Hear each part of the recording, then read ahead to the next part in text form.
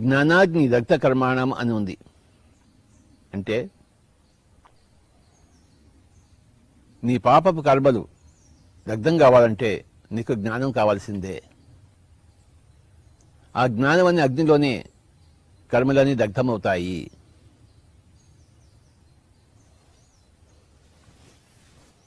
ఆ జ్ఞానం ఎక్కడి నుంచి వస్తుంది? అనుభవం నుంచి వస్తుంది.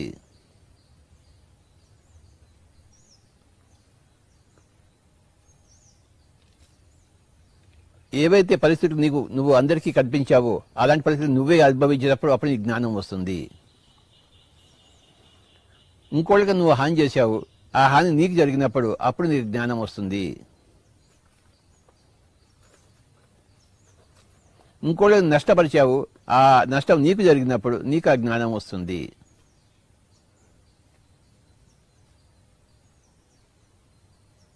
కర్మ చేయడం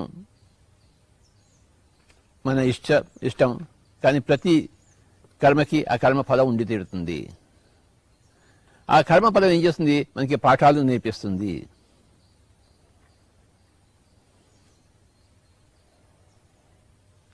ఆ పాఠాలను ఏమంటామంటే, నేర్చుకున్న పాఠాలను ఏమంటారు? జ్ఞానము అంటాము. ఆ నేర్చుకున్న పాఠాలు, ఆ జ్ఞానము కర్మను దగ్ధం చేస్తుంది. ఓహో, నేను ఇలా చేసినందువల్ల నాకు ఇలా జరిగిందా, నేను అలా చేసి ఉండకపోతే నాకు ఇలా జరిగి ఉండేది కాదు అన్నదే జ్ఞానం.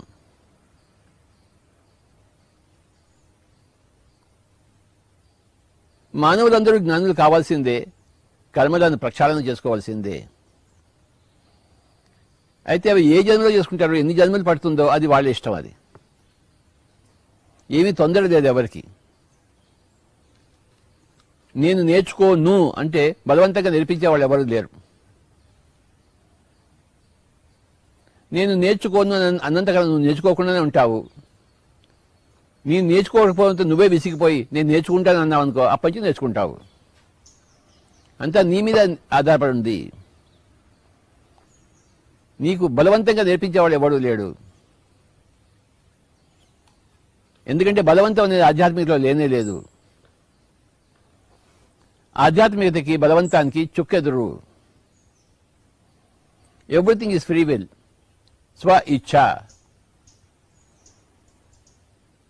నువ్వు పాపాలే చేస్తావో నీ ఇష్టం, పుణ్యాలే చేస్తావో నీ ఇష్టం. ఏ పాపాలు లేకుండా, ఏ పుణ్యాలు లేకుండా నార్మల్గా ఉంటావు, పనికిరాని వాడిగా ఉంటావు, అది కూడా నీ ఇష్టమే. కానీ నువ్వు ఏది చేసినా దాని యొక్క ప్రతిఫలం ఉంటుంది. ఆ ప్రతిఫలం నుంచి నువ్వు నేర్చుకుంటావు. అది నేర్చుకుంటావు లేదా అనేది కూడా మళ్ళీ నీ ఇష్టమే. నువ్వు నేర్చుకోకపోతే మళ్ళీ మళ్ళీ అనుభవం తిరిగి తిరిగి వస్తూనే ఉంటుంది నీకు. నువ్వు నేర్చుకుని అవి ఎన్ని యుగాలైనా పట్టినీ కాక, నీ అంతటా నువ్వు నేర్చుకునేడానికి సిద్ధపడేంత వరకు అవి అనుభవాలు మళ్ళీ మళ్ళీ తిరిగి నీకు వస్తూనే ఉంటాయి.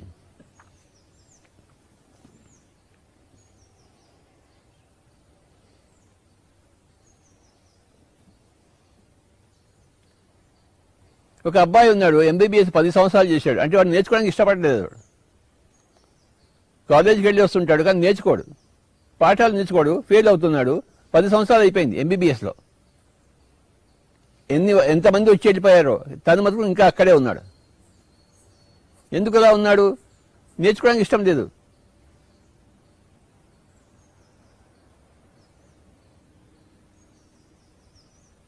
పది సంవత్సరాలు అయిపోయింది. వాళ్ళ నాన్నగారికి వీడు ఇంకా పాస్ కాలేదు నా దగ్గర వచ్చి ఏడుస్తుండేవాడు. దానికి నన్ను ఏం చేయమంటారు?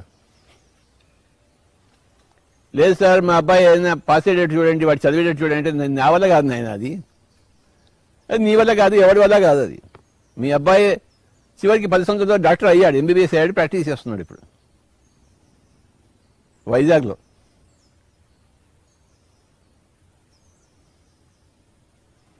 ఎవరి ఇష్టం వాళ్ళది. నేర్చుకుంటామా నేర్చుకోమా,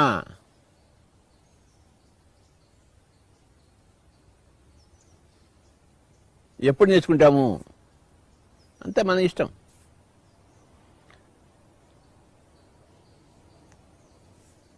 మనం నేర్చుకున్నంత వరకు అనుభవాలు మళ్ళీ మళ్ళీ వస్తూనే ఉంటాయి. నిన్ననే తమిళనాడులో ఒక గ్రామానికి వెళ్ళాను, నిన్ననే, ఎస్టర్డే.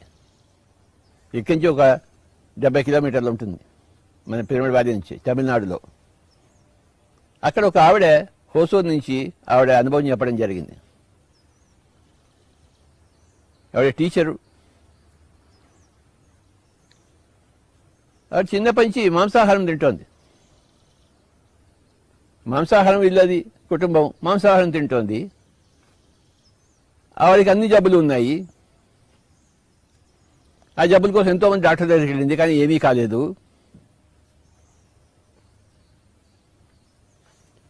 ఆవిడ చివరికి ధ్యానంలోకి వచ్చింది. ఆవిడ జబ్బులన్నీ పోయాయి 90%. కానీ ఒకటి మటుకు మిగిలిపోయింది జబ్బు. ఏమిటంటే విపరీతమైన కాలు నొప్పి. విపరీతమైన కాలు నొప్పి ఆవిడకి. నేను ఇంత ధ్యానం చేశాను, నాకు ఇన్ని జబ్బులు పోయాయి, కానీ ఇదొక్కటి ఎందుకు పోలేదు అని మళ్ళీ ఆవిడ ధ్యానంలో కూర్చుంటే ఆవిడకి కనపడింది. ఆవిడ మాంసాహారంలో ఎక్కువగా కోడి యొక్క కాళ్ళు తినేదంట. ఆవిడ కాళ్ళు అంటే చాలా ఇష్టం అంట ఆవిడకి. ఆ కాళ్ళు తిని తిని తిని తిని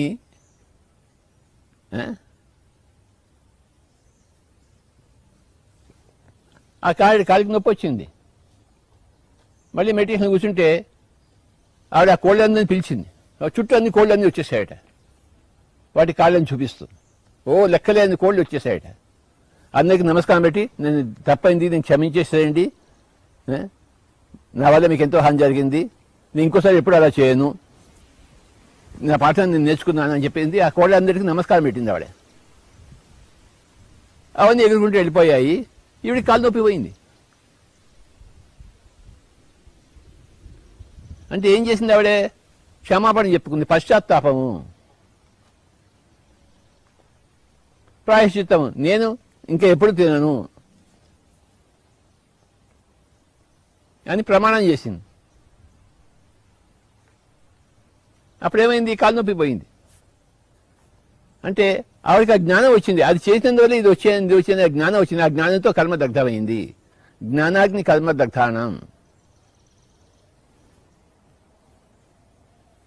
2 రోజుల కిందట సిరుగు నుంచి ఒక ఆవిడ వచ్చింది, ఒక పిరమిడ్ మాస్టర్ రేణు అగర్వాల్ అని చెప్పేసి. ఆవిడ ఇప్పుడు ఇక్కడే ఉన్నారు. వాళ్ళు ఒక ల్యాండ్ కొన్నారనమాట అక్కడ సిలిగురిలో, వెస్ట్ బెంగాల్. అక్కడ ఏదైనా చేద్దామని చెప్పేసి, మొక్కలు పెడదాము, పిరమిడ్ కడదామని అనుకుంటే ఎవరో వచ్చి ఆక్యుపై చేసుకున్నారు. ఒక కోర్టులో లిటిగేషన్ పెట్టారు. ఆ లిటిగేషన్ ఆవిడ ఏమీ చేయలేకపోయింది అక్కడ, వాళ్ళ సొంత ల్యాండ్ అయినా కూడాను.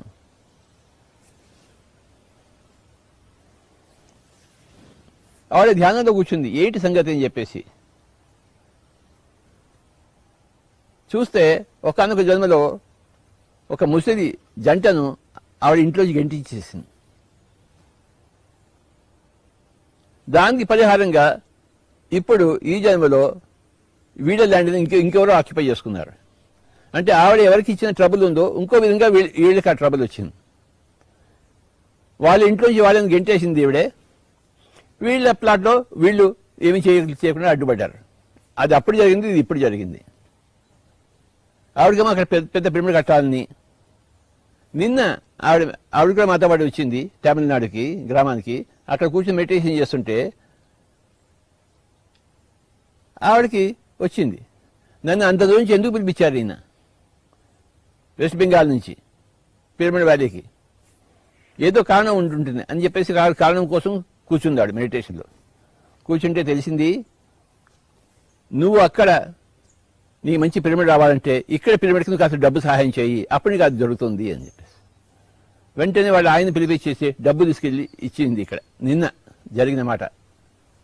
అంటే అది పరిహారం అన్నమాట. పాపము చేయడము, పశ్చాత్తాపము, ప్రాయశ్చిత్తము, పరిహారము. నేను డబ్బు ఇస్తే అది జరుగుతుందని చెప్పి అది ప్రాయశ్చిత్తం. అది అంటే తను తాను శిక్షించుకోవడం. కనుక నిన్న ఏం చేసింది, వాడు ఆయన చేత ఇక్కడ పిరమిడ్ కన్స్ట్రక్షన్ కోసం డబ్బు ఇప్పించింది. నిన్ననే జరిగింది. ఈ ఇచ్చిన దానికి అక్కడ ఇంకెవరో ఇస్తారు నీకు. ఇక్కడ ఇంకొక అడ్డు తొలగించిన అక్కడ నీకు అడ్డు తొలుగుతుంది.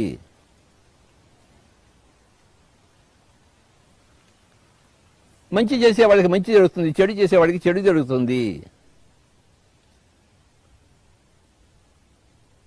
మంచి చేసే వాళ్ళకి చెడు, చెడు చేసే వాళ్ళకి మంచి ఎప్పుడు జరగదు.